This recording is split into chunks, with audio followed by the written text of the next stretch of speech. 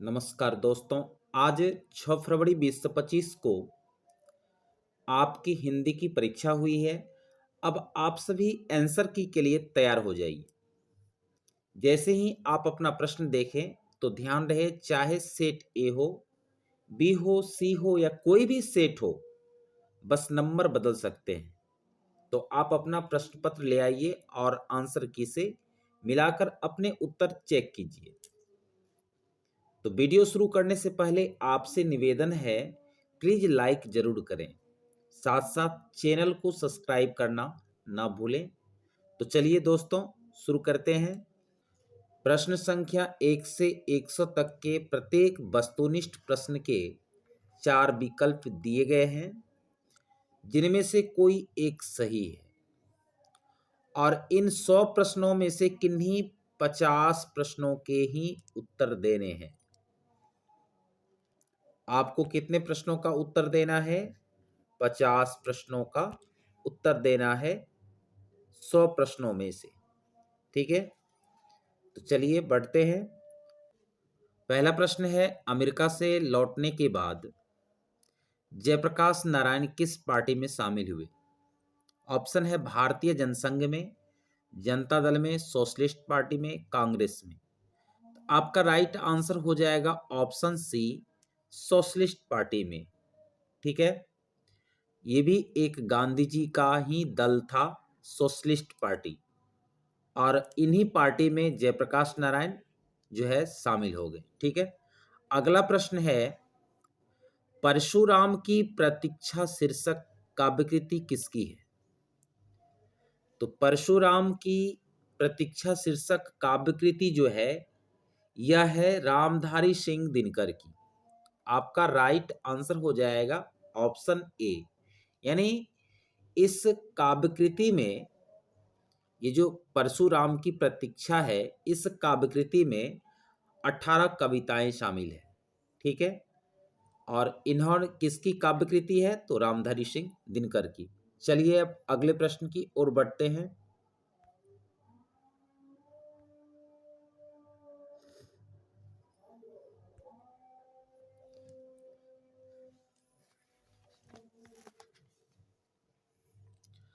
अब अगला प्रश्न है 3 नंबर, शंकर और पार्वती का कल्पित रूप क्या है?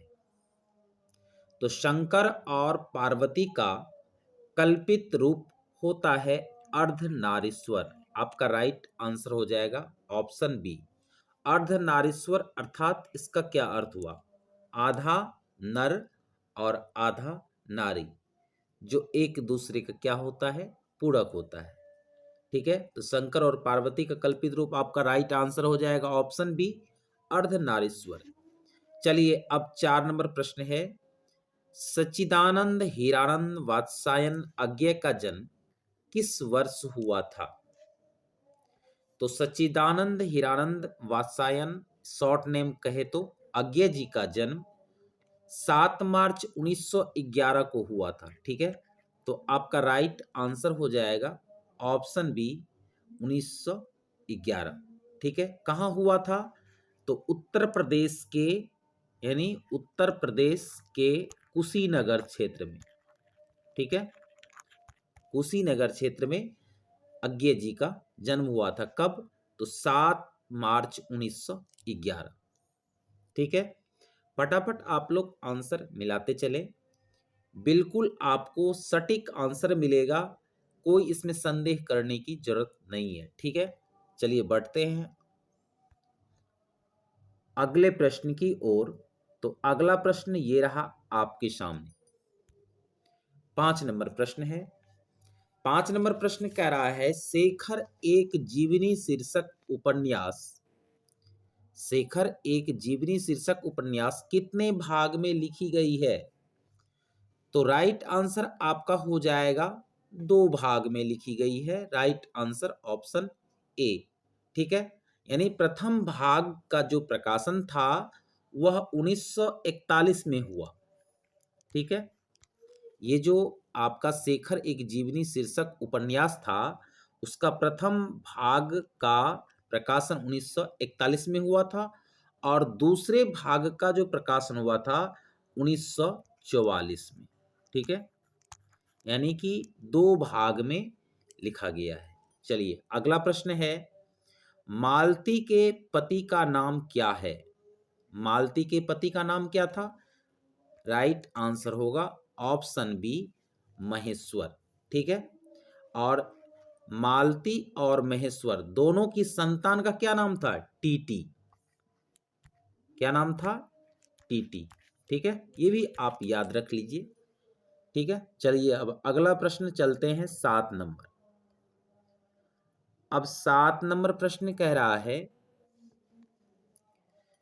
कि भगत सिंह का माता का नाम क्या था? भगत सिंह की माता का नाम क्या था? तो देखिए, भगत सिंह के माता का नाम था विद्यावती। ठीक है, राइट आंसर ऑप्शन सी, यानी पूरा नाम था इसका विद्यावती कौर। ठीक है, विद्यावती कौर पूरा नाम था। कौन? तो भगत सिंह के माता का नाम। चलिए अगला प्रश्न है 8 नंबर। 8 नंबर प्रश्न कह रहा है, कितने वर्ष की उम्र में भगत सिंह ने जालियांवाला बाग की मिट्टी लेकर क्रांतिकारी गतिविधियों की शुरुआत की? ठीक है, तो उस समय उनकी उम्र लगभग कितने थी? 12 वर्ष के लगभग। ठीक है, तो आपका राइट आंसर हो जाएगा ऑप्शन सी, 12 वर्ष। ठीक है, फटाफट आंसर मिलाते चलिए और चैनल को सब्सक्राइब करना ना भूलें। लाइक और सब्सक्राइब तो बनता ही बनता है। ठीक है, चलिए अब 9 नंबर प्रश्न की ओर बढ़ते हैं। तो 9 नंबर प्रश्न है,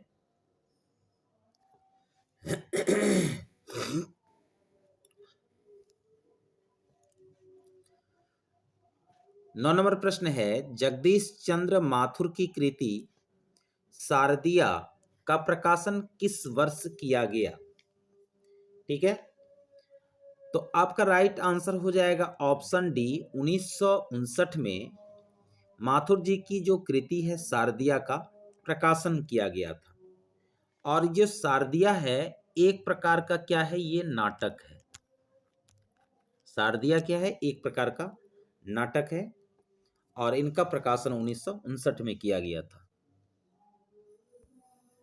चलिए अब 10 नंबर प्रश्न कह रहा है, 10 नंबर प्रश्न है,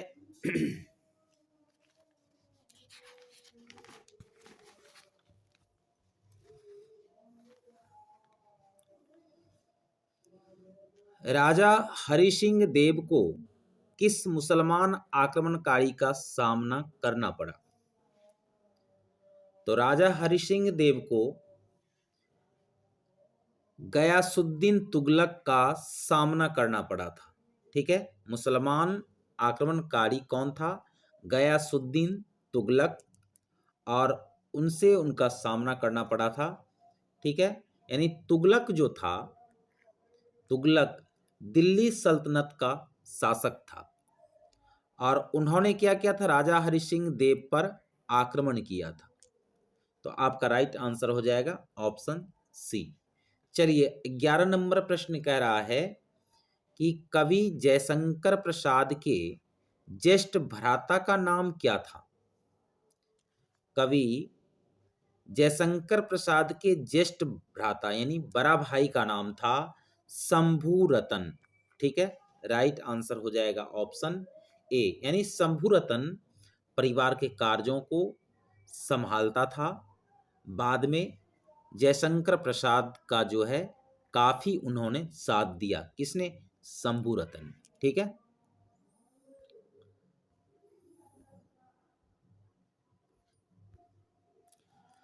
अब 12 नंबर प्रश्न कह रहा है कि लहर शीर्षक किसकी रचना है? लहर जो शीर्षक है किसकी रचना है? तो आपका राइट आंसर हो जाएगा ऑप्शन बी, जयशंकर प्रसाद की रचना है। ठीक है, अब 13 नंबर प्रश्न है। 13 नंबर प्रश्न है, किस दर्शन की पृष्ठभूमि में कामायनी महाकाव्य की रचना की गई? ठीक है, किस दर्शन की पृष्ठभूमि में कामायनी महाकाव्य की रचना की गई? तो देखिए आपका राइट आंसर हो जाएगा ऑप्शन सी, कश्मीरी शैव दर्शन। ठीक है, अगला प्रश्न है 14 नंबर।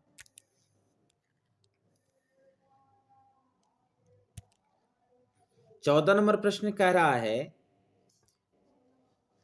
कूली प्रथा नामक नाटक के लेखक कौन हैं? कूली प्रथा नामक नाटक के लेखक ठाकुर लक्ष्मण सिंह हैं। ठीक है, आपका राइट आंसर हो जाएगा ऑप्शन डी, यानी कि ब्रिटिश के शासन काल में यह लिखा गया था, कूली प्रथा नामक नाटक। ठीक है, चलिए अब अगला प्रश्न देखते हैं। अगला प्रश्न है 15 नंबर। पुत्र वियोग शीर्षक कविता किस काव्य संकलन से उद्धृत है? ठीक है, तो आपका राइट आंसर हो जाएगा ऑप्शन ए। ठीक है, मुकुल, यानी पुत्र वियोग किसकी रचना है? तो सुभद्रा कुमारी चौहान की रचना है। ठीक है, तो कहा जा रहा है पुत्र वियोग शीर्षक कविता किस काव्य संकलन से उद्धृत है? तो आपका राइट आंसर हो जाएगा ऑप्शन ए। ठीक है, चलिए अब 16 नंबर प्रश्न है। 16 नंबर प्रश्न कह रहा है कि कवि शमशेर बहादुर सिंह, ठीक है, कवि शमशेर बहादुर सिंह ने सोवियत रूस की यात्रा किस वर्ष की?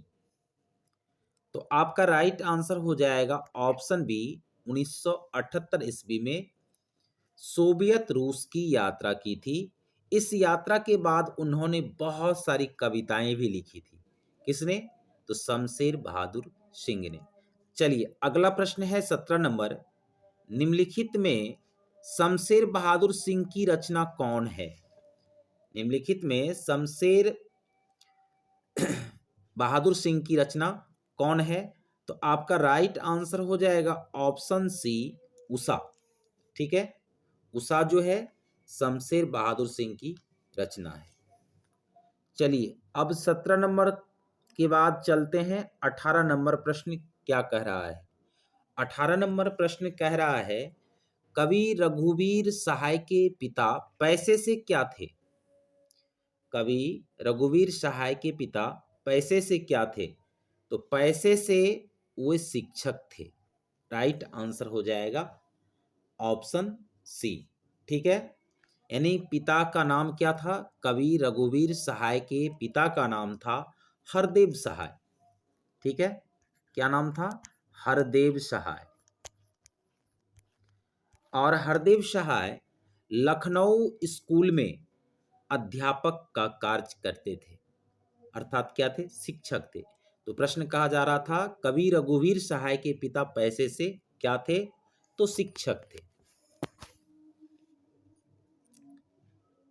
तो कहा जा रहा था कि कवि रघुवीर सहाय के पिता पैसे से क्या थे? तो शिक्षक थे।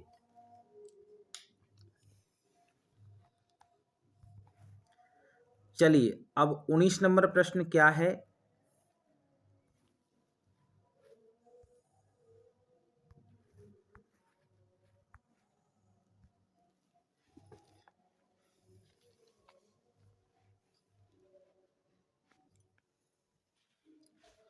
अब 19 नंबर प्रश्न कह रहा है, रघुवीर सहाय की संपूर्ण रचनावली कितने खंडों में प्रकाशित हुई थी? ठीक है, तो रघुवीर सहाय की संपूर्ण रचनावली 6 खंडों में प्रकाशित हुई थी। आपका राइट आंसर हो जाएगा ऑप्शन डी। अगला प्रश्न है 20 नंबर। अधिनायक शीर्षक कविता में हरचरणा किसका प्रतीक है?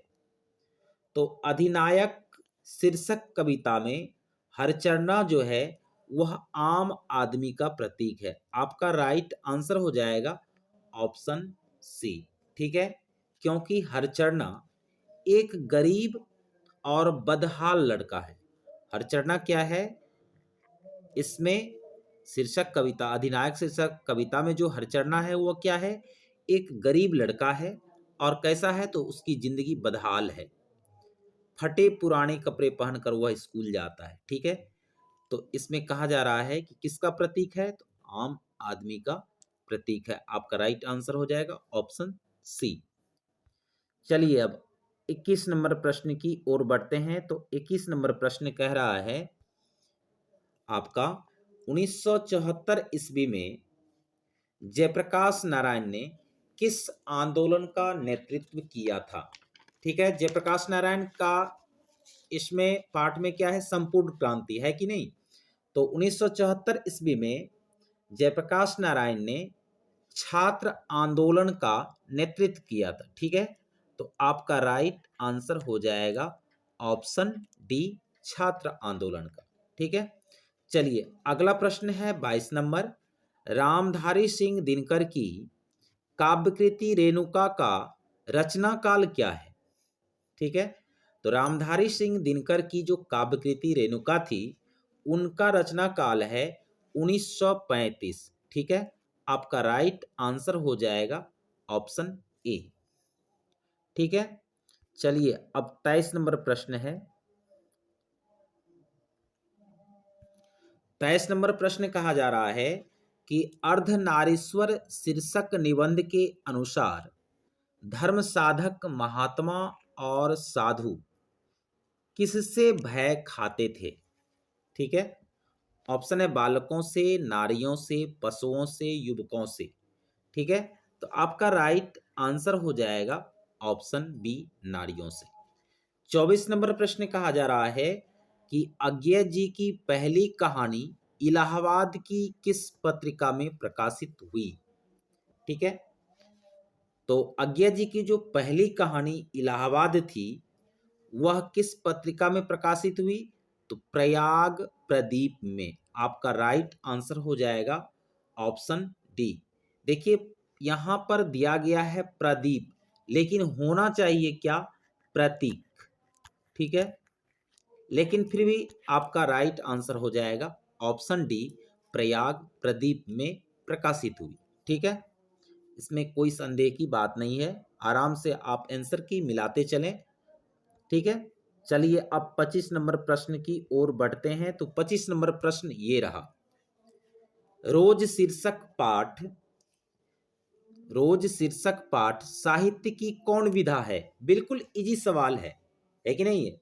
तो रोज शीर्षक पाठ जो है साहित्य की कहानी टाइप की विधा है। आपका राइट आंसर हो जाएगा ऑप्शन सी, कहानी। ठीक है, चलिए अब प्रश्न संख्या 26 की ओर बढ़ते हैं।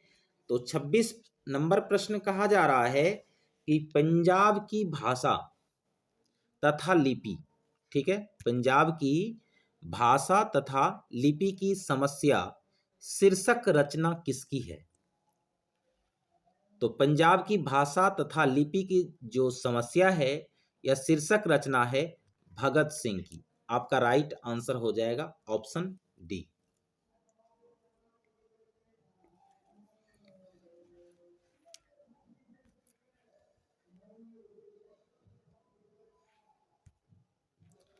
अब 27 नंबर प्रश्न है, वैशाली महोत्सव का बीजारोपण किसने किया? तो वैशाली महोत्सव का बीजारोपण जगदीश चंद्र माथुर ने किया। ठीक है, आपका राइट आंसर हो जाएगा ऑप्शन बी, जगदीश चंद्र माथुर। चलिए अब 28 नंबर प्रश्न कह रहा है, जगदीश चंद्र माथुर रचित कोणार्क शीर्षक रचना का प्रकाशन किस वर्ष किया गया था? तो यह किया गया था 1951 में। आपका राइट आंसर हो जाएगा ऑप्शन सी।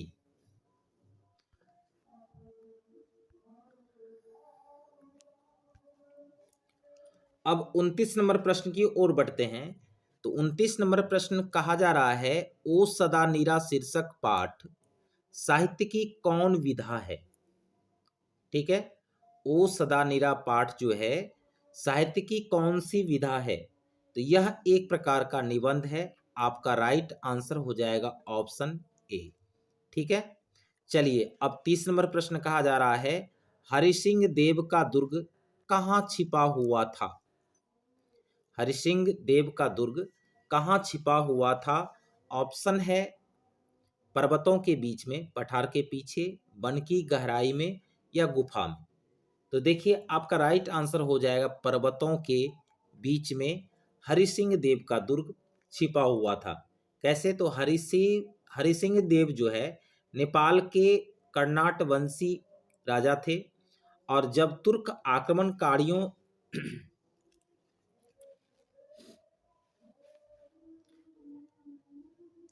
देखिए हरि सिंह देव नेपाल के कर्नाट वंशी राजा थे। जब तुर्क आक्रमणकारियों ने मिथिला पर आक्रमण किया तब वे राज्य को बचाने के लिए पहाड़ों के बीच एक सुरक्षित किला में चले गए थे। ठीक है, तो प्रश्न किया जा रहा था हरि सिंह देव का दुर्ग कहाँ छिपा हुआ था? तब पर्वतों के बीच में या पहाड़ों के बीच में। आपका राइट आंसर हो जाएगा ऑप्शन ए।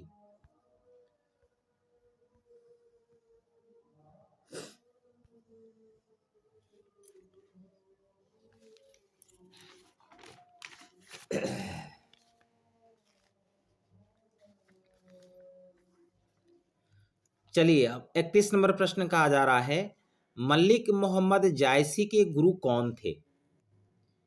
मलिक मोहम्मद जायसी के गुरु शेख मोहिदी थे। ठीक है, आपका राइट आंसर हो जाएगा ऑप्शन ए शेख मोहिदी।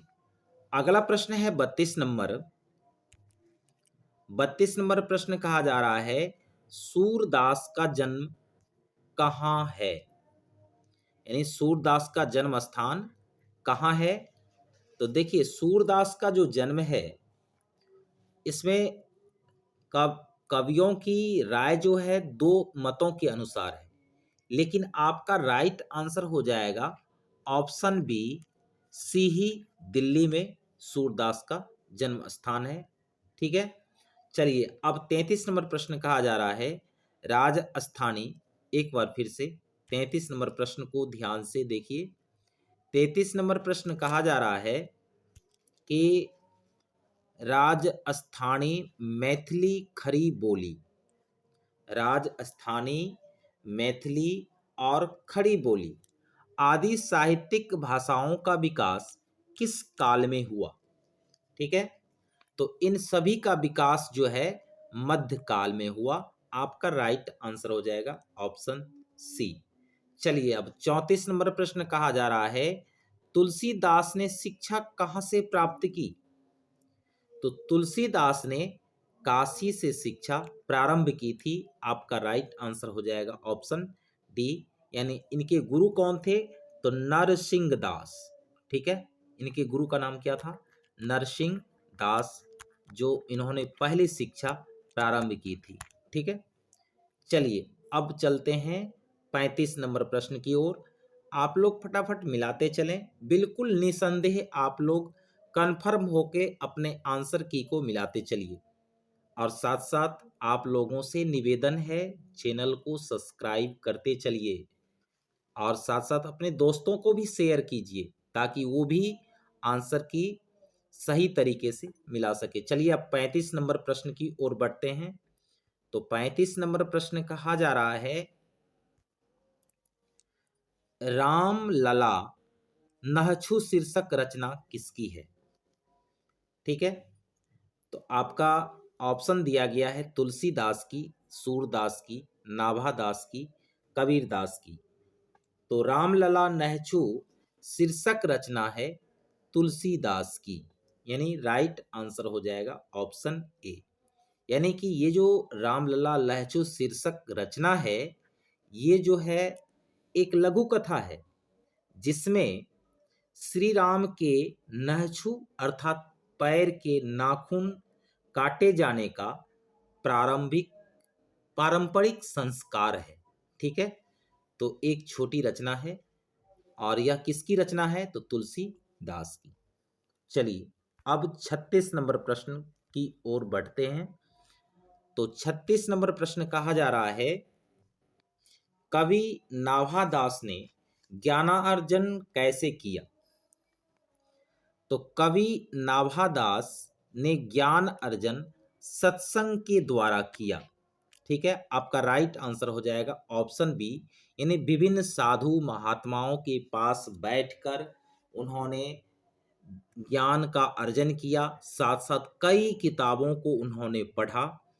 तो आपके पास राइट आंसर हो जाएगा ऑप्शन बी, सत्संग द्वारा।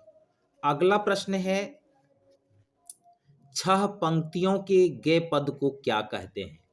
तो 6 पंक्तियों के गे पद को छप कहते हैं। आपका राइट आंसर हो जाएगा ऑप्शन सी। चलिए अब 38 नंबर प्रश्न की ओर बढ़ते हैं। तो 38 नंबर प्रश्न कहा जा रहा है, आरूढ़ दशा है जगत पे, मुख देखी नहीं भणी, यह पंक्ति किस कविता की है? ठीक है, तो यह जो पद है वह तुलसीदास द्वारा रचित है। तो आपका राइट आंसर हो जाएगा ऑप्शन बी। चलिए 39 नंबर प्रश्न की ओर बढ़ते हैं। तो 39 नंबर प्रश्न कहा जा रहा है, छत्रपति शिवाजी, साहू जी, छत्रसाल। ध्यान से देखिए, छत्रपति शिवाजी, साहू जी और छत्रसाल किस कवि के प्रमुख आश्रयदाता थे? ठीक है, तो किस कवि के प्रमुख आश्रयदाता थे? तो कवि भूषण के। ठीक है, आपका राइट आंसर हो जाएगा ऑप्शन बी, यानी कि इन योद्धाओं के वीरता की गाथा भूषण ने किया है अपने पंक्ति के माध्यम से। चलिए अब 40 नंबर प्रश्न की ओर बढ़ते हैं। तो 40 नंबर प्रश्न कहा जा रहा है, रीतिकालीन हिंदी साहित्य में किस रस की प्रधानता थी? ठीक है, तो रीतिकाल हिंदी साहित्य में श्रृंगार रस की प्रधानता थी। ठीक है, आपका राइट आंसर हो जाएगा ऑप्शन सी, जिसके अंतर्गत नायक नायिका के प्रेम का वर्णन मिलता है इस काल के हिंदी साहित्य में। ठीक है, तो आपका राइट आंसर हो जाएगा ऑप्शन सी। चलिए अब 41 नंबर प्रश्न की ओर बढ़ते हैं। तो 41 नंबर प्रश्न ये रहा। आप लोगों से निवेदन है, प्लीज चैनल को सब्सक्राइब कर लीजिए। ठीक है, क्योंकि आप लोगों के लिए बहुत मेहनत से हमने आंसर को सटीक तरीके में लाया हूं और प्रत्येक आंसर का आपको विस्तार के साथ बताया भी जा रहा है। इसलिए मेहनत है तो लाइक तो जरूर बनता है और साथ साथ सब्सक्राइब। ठीक है, चलिए अब 41 नंबर प्रश्न की ओर बढ़ते हैं। तो 41 नंबर प्रश्न कहा जा रहा है, कौन खा रहा है किस सर्वनाम का उदाहरण है? यहाँ पर प्रश्न किया जा रहा है, इसलिए यह कौन सा सर्वनाम है? तो प्रश्नवाचक सर्वनाम है। आपका राइट आंसर हो जाएगा ऑप्शन सी। चलिए अगला प्रश्न है, मुझे शेर भर दूध चाहिए। इस वाक्य में शेर भर किस विशेषण का उदाहरण है? ठीक है, मुझे शेर भर दूध चाहिए, यानी कि शेर भर जो है किस विशेषण का उदाहरण है? तो संख्यावाचक विशेषण का उदाहरण है। आपका राइट आंसर हो जाएगा ऑप्शन सी। ठीक है, चलिए अब 43 नंबर प्रश्न की ओर बढ़ते हैं। तो 43 नंबर प्रश्न कहा जा रहा है, क्रिया का मूल रूप क्या है? तो क्रिया का मूल रूप धातु कहलाता है। कैसे? जैसे मान के चलिए, जाना क्या है? क्रिया है। तो जाना का मूल धातु किससे बना है? जा से बना है ना? तो इस तरह से कहा जा रहा है क्रिया का मूल रूप क्या है? तो धातु है। चलिए अब 44 नंबर प्रश्न की ओर बढ़ते हैं। तो 44 नंबर प्रश्न है, वर्तमान काल के कितने भेद होते हैं?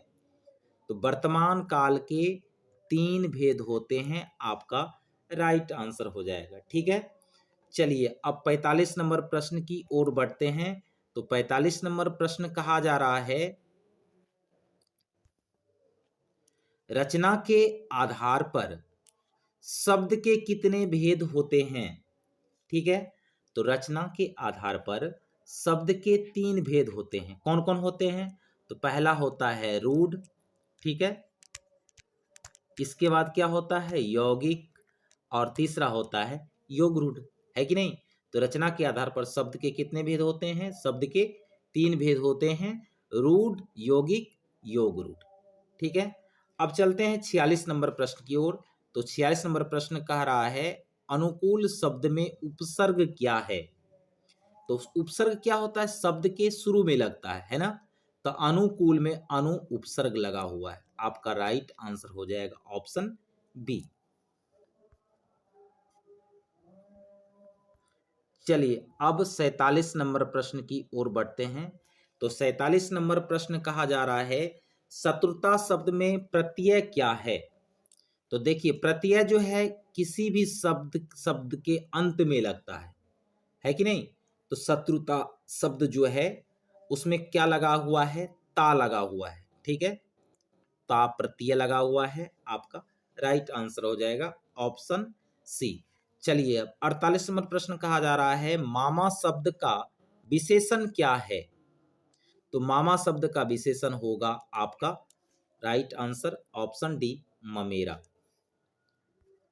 अब चलते हैं 49 नंबर प्रश्न की ओर। तो 49 नंबर प्रश्न कहा जा रहा है त्रिभुवन शब्द कौन समास है, यानी कौन समास का उदाहरण है। तो देखिए त्रिभुवन अगर आप इनका संधि विच्छेद करते हैं तो क्या होगा, त्रिजोर भवन,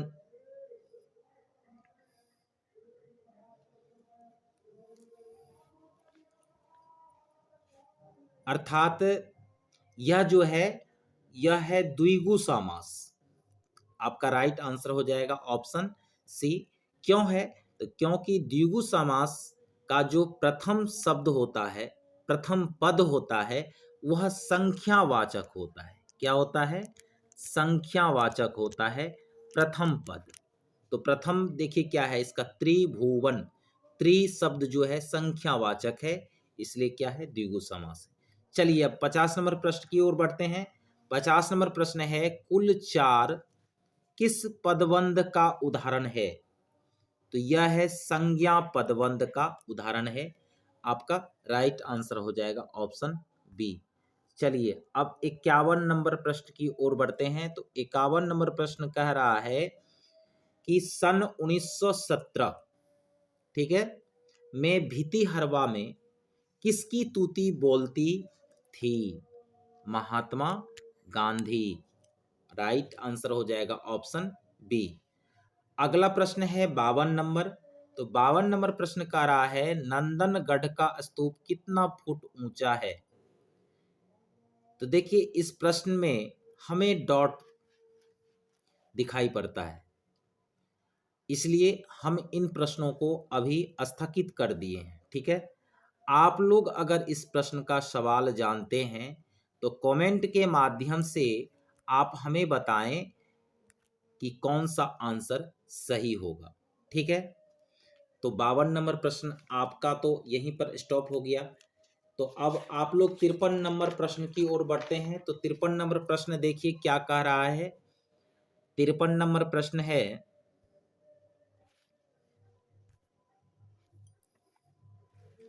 मुन्नी और मानक की माँ का नाम क्या है। तो मुन्नी और मानक की जो माँ का नाम है वो है बिस्नी। आपका राइट आंसर हो जाएगा ऑप्शन बी बिस्नी, ठीक है। चलिए अब चलते हैं 54 नंबर प्रश्न की ओर। तो 54 नंबर प्रश्न कहा जा रहा है प्रलय की छाया, प्रलय की छाया शीर्षक रचना किसकी है। तो प्रलय की छाया शीर्षक रचना जो है वह जयशंकर प्रसाद की है। आपका राइट आंसर हो जाएगा ऑप्शन सी, ठीक है। चलिए अब 55 नंबर प्रश्न है लेखक ओम प्रकाश वाल्मीकि के पिताजी उन्हें प्यार से किस नाम से बुलाते थे। तो ओम प्रकाश वाल्मीकि जी को पिताजी उन्हें मुंशी जी कहकर बुलाते थे। आपका राइट आंसर हो जाएगा ऑप्शन बी। चलिए अब 56 नंबर प्रश्न की ओर चलते हैं। 56 नंबर प्रश्न कहा जा रहा है कि दस्तावेज रचना का कच्चा माल है, यह कथन किस लेखक का है, ठीक है। ऑप्शन है मोहन राकेश, उदय प्रकाश, मलियज, नामवर सिंह। तो राइट आंसर हो जाएगा आपका राइट आंसर ऑप्शन सी मलियज। चलिए 57 नंबर प्रश्न की ओर बढ़ते हैं। तो 57 नंबर प्रश्न है, आयुष्मान शब्द का स्त्रीलिंग रूप क्या है? तो आयुष्मान का स्त्रीलिंग रूप होता है आयुष्मती। आपका राइट आंसर हो जाएगा ऑप्शन डी। चलिए अब 58 नंबर प्रश्न की ओर बढ़ते हैं। फटाफट लाइक करते चलिए, आप लोगों से रिक्वेस्ट है।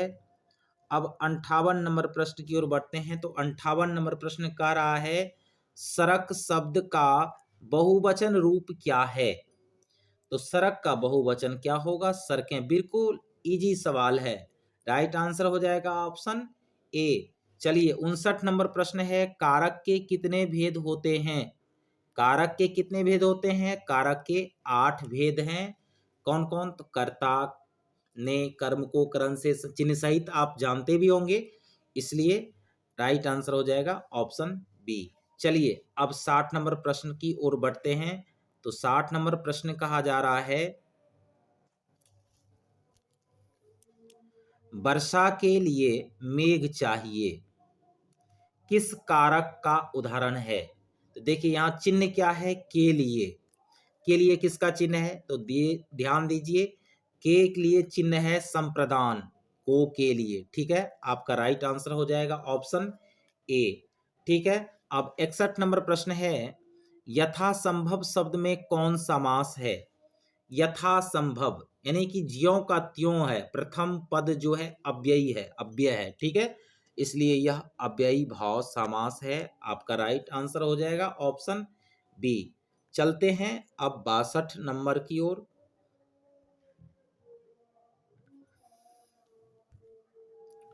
62 नंबर प्रश्न कह रहा है, भूखा शब्द में प्रत्यय क्या है? तो प्रत्यय किसी भी शब्द के अंत में लगता है कि नहीं? तो आप इसको बोलिए ध्यान से, भूखा यानी आ रहा है ना, उच्चारण में आ रहा है। आपका राइट आंसर हो जाएगा ऑप्शन सी। जिसने भी ए में आंसर लगाया खा, वह बिल्कुल गलत है, इसलिए आपका राइट आंसर होगा ऑप्शन सी, आ प्रत्यय लगा हुआ है भूखा में।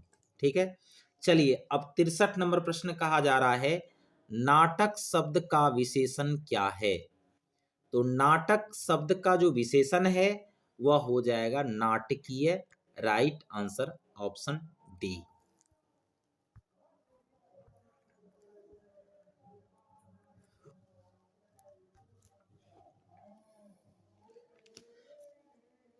चलिए अब 64 नंबर प्रश्न की ओर बढ़ते हैं। तो 64 नंबर प्रश्न कहा जा रहा है, संग्रह शब्द में उपसर्ग क्या है? तो उपसर्ग शब्द के क्या लगता है? शुरू में लगता है, इसलिए राइट आंसर होगा आपका ऑप्शन बी, सम। संग्रह में सम उपसर्ग लगा हुआ है, राइट आंसर हो जाएगा ऑप्शन बी। जिसने भी ऑप्शन ए में लगाया बिल्कुल गलत आंसर है, इसलिए राइट आंसर हो जाएगा ऑप्शन बी। चलिए अब 65 नंबर प्रश्न की ओर बढ़ते हैं। 65 नंबर प्रश्न कहा जा रहा है, बच्चे गेंद खेल रहे थे, किस काल का उदाहरण है? तो बच्चे गेंद खेल रहे थे, यह जो है अपूर्ण वर्तमान काल का उदाहरण है, इसलिए ऑप्शन में दिया है ओनली वर्तमान काल, इसलिए आपका राइट आंसर हो जाएगा ऑप्शन ए, वर्तमान काल। ठीक है, चलिए अब 66 नंबर प्रश्न कहा जा रहा है, वह कौन है जो कल आया था, किस सर्वनाम का उदाहरण है? ठीक है, तो यह है पुरुषवाचक सर्वनाम का उदाहरण, राइट आंसर ऑप्शन ए। ठीक है, चलिए अब 67 नंबर प्रश्न की ओर बढ़ते हैं। तो 67 नंबर प्रश्न कह रहा है कि हिमालय से गंगा निकलती है, हिमालय से गंगा निकलती है, किस कारक का उदाहरण है? तो देखिए यहाँ हिमालय से गंगा निकलती है, तो गंगा हिमालय से क्या हो रहा है? जुदा हो रही है ना? तो जिस कारक से हमें जुदाई का बोध होता है, अलगाव का बोध होता है, वह कहलाता है अपादान कारक। ठीक है, इसलिए आपका राइट आंसर हो जाएगा ऑप्शन डी, अपादान कारक। ठीक है। चलिए 68 नंबर प्रश्न कहा जा रहा है मुंह शब्द कौन लिंग है। तो मुंह जो है वह है पुल्लिंग। आपका राइट आंसर हो जाएगा ऑप्शन बी। चलिए अब 69 नंबर प्रश्न की ओर बढ़ते हैं। तो 69 नंबर प्रश्न कहा जा रहा है सभा शब्द में कौन संज्ञा है। सभा शब्द में कौन संज्ञा है। तो देखिए जिसमें जिसमें सभा समूह ये सभी का अगर बोध होता है तो वह कहलाता है समूहवाचक संज्ञा। अर्थात सभा शब्द में कौन संज्ञा है तो समूहवाचक संज्ञा है। आपका राइट आंसर हो जाएगा ऑप्शन ए। चलिए अब 70 नंबर प्रश्न की ओर बढ़ते हैं। तो 70 नंबर प्रश्न कह रहा है पवर्ग का उच्चारण स्थान क्या है। तो देखिए पवर्ग शब्द जितना भी है जैसे प फ ब भ म ये क्या है पवर्ग है। तो इनका उच्चारण अगर आप करेंगे तो देखेंगे कि आपका ओष्ठ जो है आपस में सट जाता है ना। जैसे बोलिए प फ इसका उच्चारण सर कहाँ से आ रहा है तो होस्ट से आ रहा है। ठीक है तो आपका राइट आंसर हो जाएगा ऑप्शन बी। चलिए अब 71 नंबर प्रश्न की ओर बढ़ते हैं। 71 नंबर प्रश्न ये रहा मनुष्य के विचारों को पूर्णता से प्रकट करने वाले पद समूह को क्या कहते हैं। तो मनुष्य के विचारों को पूर्णता से प्रकट करने वाले पद समूह को वाक्य कहते हैं। आपका राइट आंसर हो जाएगा ऑप्शन बी। चलिए अब 72 नंबर प्रश्न की ओर बढ़ते हैं। तो 72 नंबर प्रश्न है रचना की दृष्टि से वाक्य कितने प्रकार के हैं। ठीक है तो रचना की दृष्टि से वाक्य 3 प्रकार के हैं। कौन कौन है तो सरल वाक्य, मिश्र वाक्य और संयुक्त वाक्य। ठीक है तो आपका राइट आंसर हो जाएगा ऑप्शन सी। चलिए अब 73 नंबर प्रश्न ये रहा। 73 नंबर प्रश्न है परिश्रमी छात्र अवश्य सफल होंगे किस वाक्य का उदाहरण है। तो यह जो है एक सरल वाक्य है। राइट आंसर होगा ऑप्शन ए। यानी कि सरल वाक्य में क्या होता है कर्ता और क्रिया। तो इसमें कर्ता क्या है छात्र जो है कर्ता है और क्रिया क्या है होना एक क्रिया है यानी होंगे। तो जिसमें एक कर्ता और क्रिया होती है वह कौन सी वाक्य होती है सरल वाक्य होती है। ठीक है चलिए अब 74 नंबर प्रश्न है निम्नलिखित में शुद्ध वाक्य कौन है। ठीक है तो आपका राइट आंसर हो जाएगा ऑप्शन बी जो है शुद्ध वाक्य है वास्तव में वह बड़ा आदमी है यह वाक्य जो है शुद्ध है। ठीक है चलिए अब 75 नंबर प्रश्न की ओर बढ़ते हैं। 75 नंबर प्रश्न से बढ़ने से पहले आप लोगों से निवेदन है प्लीज चैनल को सब्सक्राइब कर ले और लाइक कीजिए साथ साथ अपने दोस्तों को भी शेयर कीजिए। चलिए 75 नंबर प्रश्न की ओर बढ़ते हैं। तो 75 नंबर प्रश्न ये रहा आचार शब्द का विलोम क्या है। तो आचार का उल्टा होता है विलोम होता है अनाचार। ठीक है आपका राइट आंसर हो जाएगा ऑप्शन डी। चलिए अब अगला प्रश्न है 76 नंबर युग का निर्माण करने वाला के लिए एक शब्द क्या होगा। यानी जो युग का निर्माण करता है वह कहलाता है युग निर्माता। आपका राइट आंसर हो जाएगा। ठीक है चलिए अब 77 नंबर प्रश्न की ओर बढ़ते हैं। तो 77 नंबर प्रश्न कहा जा रहा है गाल बजाना मुहावरे का अर्थ क्या है। तो गाल बजाना अर्थात क्या होता है डींग हाँकना है ना। तो आपका राइट आंसर हो जाएगा ऑप्शन बी। अब 78 नंबर प्रश्न है महापुरुष शब्द में कौन समास है। तो महापुरुष महान जोर पुरुष यानी कि पुरुष की विशेषता बतला रहा है कैसा है तो महान है। अर्थात कौन सा समास हो गया कर्मधारय। Right answer option C. ठीक है चलिए अब 79 नंबर प्रश्न की ओर बढ़ रहे हैं। आप लोगों से निवेदन है फटाफट लाइक करते चलिए। ठीक है तो 79 नंबर प्रश्न है कि सूर्य का पर्यायवाची शब्द क्या है। तो सूर्य का यहाँ पर पर्यायवाची शब्द है प्रभाकर। ठीक है 80 नंबर प्रश्न है समास शब्द का अर्थ क्या है। तो समास किसे कहते हैं? आपको पता है, दो या दो से अधिक शब्दों का संक्षेप रूप क्या कहलाता है? समास कहलाता है। इसलिए आपका राइट आंसर हो जाएगा ऑप्शन ए। ठीक है। चलिए अब अगले प्रश्न की ओर बढ़ते हैं। 81 नंबर प्रश्न है, बिल्कुल इजी सवाल है, आप लोग अच्छे तरीके से बना दिए होंगे, फिर भी आप आंसर की मिला लीजिए। तो 81 नंबर प्रश्न है, घ का उच्चारण स्थान क्या है? तो घ का उच्चारण स्थान क्या है? कंठ है। राइट आंसर हो जाएगा ऑप्शन डी। अब 82 नंबर प्रश्न है, निम्नलिखित में कौन वर्ण घोष है? ठीक है, तो देखिए घोष वर्ण क्या होता है थोड़ा जान लेते हैं। तो जिनके उच्चारण में गले में कंपन होती है तो वह वर्ण क्या कहलाता है? घोष वर्ण कहलाता है। तो इसमें राइट आंसर हो जाएगा ऑप्शन बी, झा, यानी ये क्या है? घोष वर्ण है। चलिए अब 83 नंबर प्रश्न की ओर बढ़ते हैं। तो 83 नंबर प्रश्न कहा जा रहा है कि निम्नलिखित में कौन सा वर्ण स्पर्श व्यंजन का उदाहरण है? ठीक है, तो स्पर्श व्यंजन का जो उदाहरण है वह आपका राइट आंसर हो जाएगा ऑप्शन सी, मौ।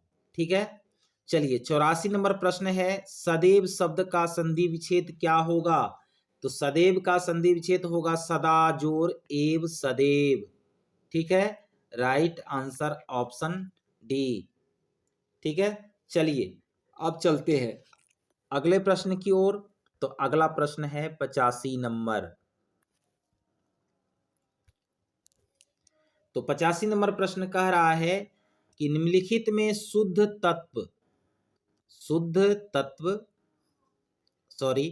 निम्नलिखित में शुद्ध शब्द कौन है? ठीक है, तो आपका राइट आंसर हो जाएगा ऑप्शन ए, तत्व जो है इसमें शुद्ध शब्द है।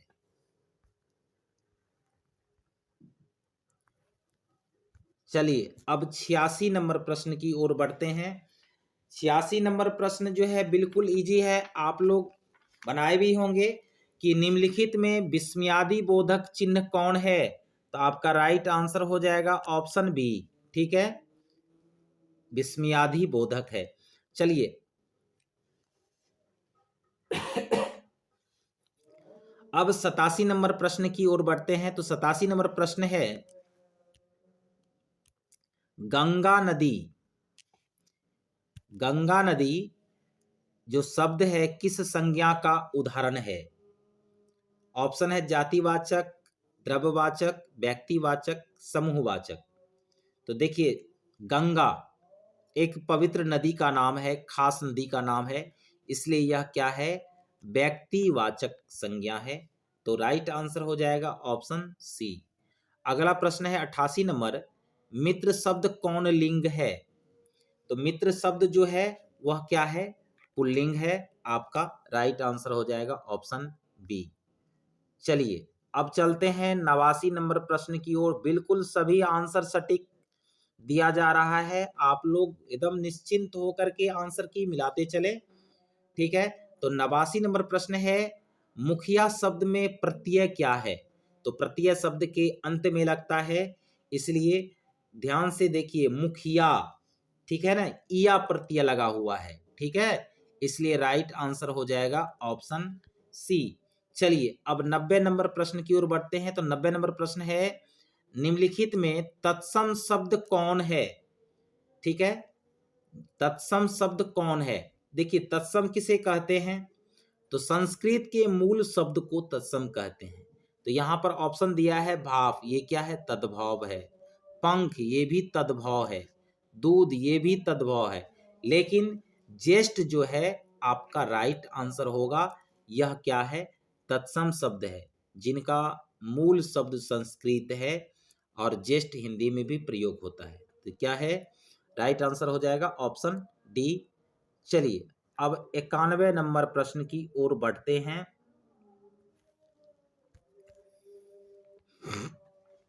चलिए 91 नंबर प्रश्न है, विनोद कुमार शुक्ल की कौन शीर्षक रचना का इतालवी भाषा में अनुवाद हो चुका है? ठीक है, तो आपका राइट आंसर हो जाएगा ऑप्शन बी, महाविद्यालय। नहीं सॉरी, महाविद्यालय नहीं होगा, दीवार में एक खिड़की रहती थी। ठीक है, राइट आंसर ऑप्शन सी। ठीक है, यह जो है विनोद कुमार शुक्ल की रचना है इतालवी भाषा में। ठीक है, चलिए इतालवी भाषा का जो है अनुवाद किया हुआ है, दीवार में एक खिड़की रहती थी। चलिए अगला प्रश्न है 92 नंबर। 92 नंबर प्रश्न कहा जा रहा है कि निम्नलिखित में किस कवि को दयावती मोदी कवि शेखर सम्मान से सम्मानित किया गया है। ठीक है, तो आपका राइट आंसर हो जाएगा ऑप्शन ए, अशोक वाजपेयी। ठीक है, अब 93 नंबर प्रश्न है, कवि ज्ञानेंद्रपति के पिता का नाम क्या है। तो कवि जो ज्ञानेंद्रपति हैं उनके पिता का नाम है देवेंद्र प्रसाद चौबे। आपका राइट आंसर हो जाएगा ऑप्शन बी।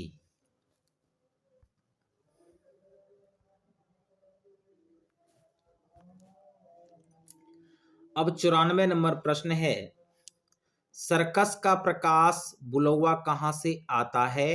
तो आपका राइट आंसर हो जाएगा ऑप्शन ए, शहर से। 95 नंबर प्रश्न है, गांव का घर शीर्षक कविता किस कविता संग्रह से ली गई है।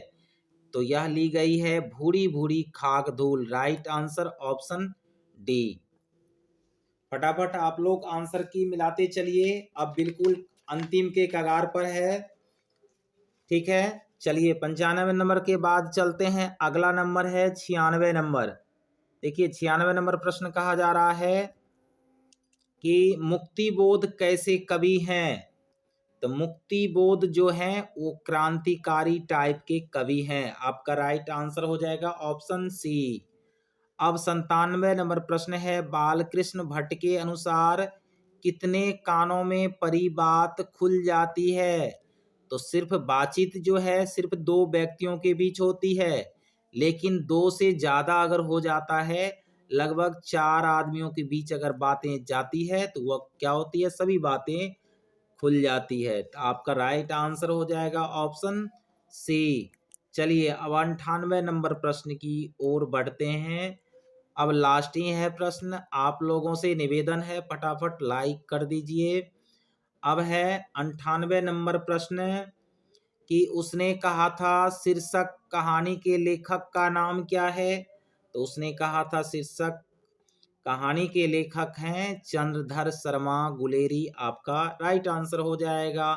अब 99 नंबर प्रश्न है, उसने कहा था शीर्षक कहानी में किसने अपना जर्सी उतारकर बोधा सिंह को पहना दिया था। ठीक है, तो लहना सिंह। राइट आंसर हो जाएगा ऑप्शन बी। चलिए अब अंतिम प्रश्न है। ठीक है, इसमें तो आप लोग लगा लिए लहना सिंह, ऑप्शन बी। ठीक है, चलिए अब 100 नंबर प्रश्न है, लास्ट प्रश्न है। आप लोगों को एक ही निवेदन है आप लोगों से कि चैनल को सब्सक्राइब करें और लाइक करें, ज़्यादा से ज़्यादा शेयर करें। चलिए अब अगला सवाल है 100 नंबर, जयप्रकाश नारायण की पत्नी का नाम क्या था। तो जयप्रकाश नारायण की पत्नी का नाम प्रभावती देवी थी। तो ये रहा आपका हिंदी का आंसर की था। वीडियो पसंद आया हो तो लाइक सब्सक्राइब जरूर करें, साथ साथ अपने दोस्तों को भी शेयर करें। धन्यवाद।